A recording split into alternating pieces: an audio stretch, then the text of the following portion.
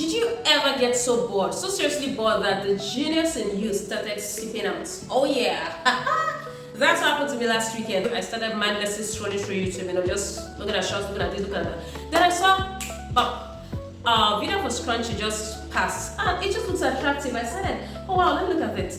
The lady was making bonnets and scrunchies, and someone else was making a hair. Then that day, while I was going, like, what the heck? Let me just try this. And I spent the entirety of Saturday. What I mean, I spent after having my bath and just cleaning around the house. I stayed there from around like 10 to almost 6 in the evening. But the beauty, that fulfillment I felt when I saw it, it was just something so beautiful. I know I made this with my hand, not with a sewing machine. I didn't have a sewing machine, okay? I just made it with my hands. Remember, this was not about perfection. It was more like my creativity spilling out because I was bored. So, without further ado, let's see the little experiment on how everything you see here was actually made. I started by cutting out the fabrics for the ribbon, this small and big one. Then I proceeded folding them into two as it's on the video, then fold both sides.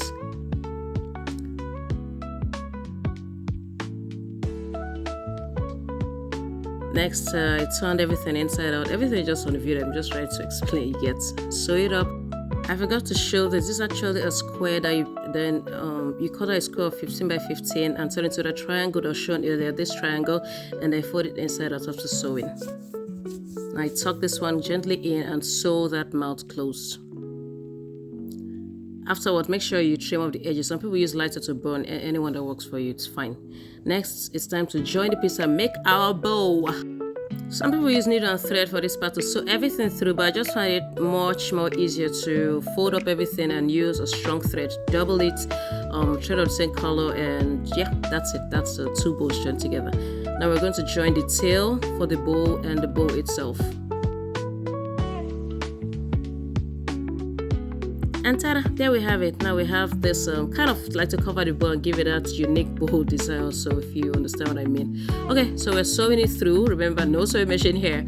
So sewing it through, I'm going to use to cover up that thread and needle design there. And yeah, that's basically it. Now we're going to use an uhu gum to gum it to the back because we're about to add the hair clip at the back. Yeah, this one. There was a mistake on this one. I'm going to show you as video progresses. See where I made a mistake. I'm going to turn this the clip the other way, the right way, and make sure you press it down after I apply uhu gum, otherwise it may pull out. Okay, now I'm trying to attach the back of that little piece of cut out to the clip so everything stays together as one perfect bow you can clip on your head anytime. Sorry, I didn't know this didn't show in the video, so you pass it under the clip and bring it out from under and use the uhu gum to secure everything together. I didn't know this actually didn't show very well in the video. And our bow is ready. Okay, see, look at that. That's what I'm showing you. So be careful when you apply your own pin. And then I added pearls to the bow because why the heck not? I happen to have pearls in the house, so I just added to give it a little more sparkly shine. Just some baby girl look. Yeah, that's our pretty little bow. And our bows are ready. So the blue bow, I just got 3 pearls and used uhu gum to secure it. I didn't use needle and thread. Okay, let's move to the scrunchie. I cut out 30 by 5.5 inches of satin for the scrunchie, sewed one side, and leave 1.5 inches free. Okay.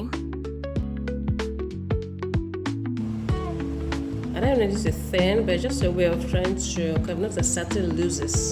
So I kind of took it back and started like sewing backwards, if you get the idea. Okay. So I kind of cover one stitch. We're trying to get this holes covered, alright? Okay, take it right here, bring it out.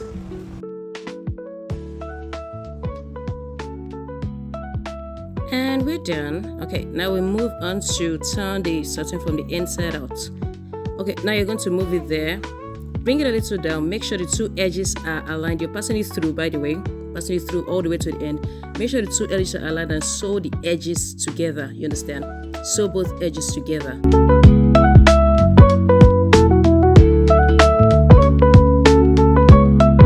Okay, now you go find that hole, that's 1 inch free you left, and start pulling everything out from there.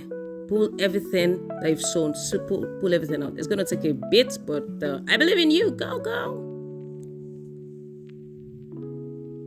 And there we have it. Now pass your 9-inch elastic through all the way around. Start from the edge, and anyhow you're going to use, some people use safety pin, some people use their hands, some people use stick pins, so whatever you're going to use, just bring them out both together and tie or make a double knot. Either one that works well for you. You can even sew it through if you like, that's your choice. And we are done. Scrunchie ready.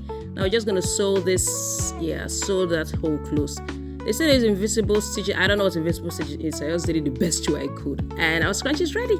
Right on your hand, put on your hair. Those are all the ones I made, so scrunchie is ready. And there they are, guys, everything I did. I couldn't make a hair when I cut it, no time. Maybe I'll make another video for it later.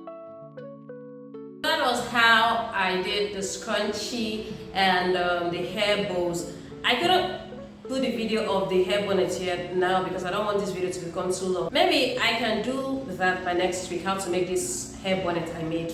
Maybe I can show that video next week if you stick around to find out. So I hope you enjoyed this tutorial. I may not be the perfect teacher, and my products are by nowhere near perfect, but they are my creation, my hands, my works, and I love them. I don't have a sewing machine.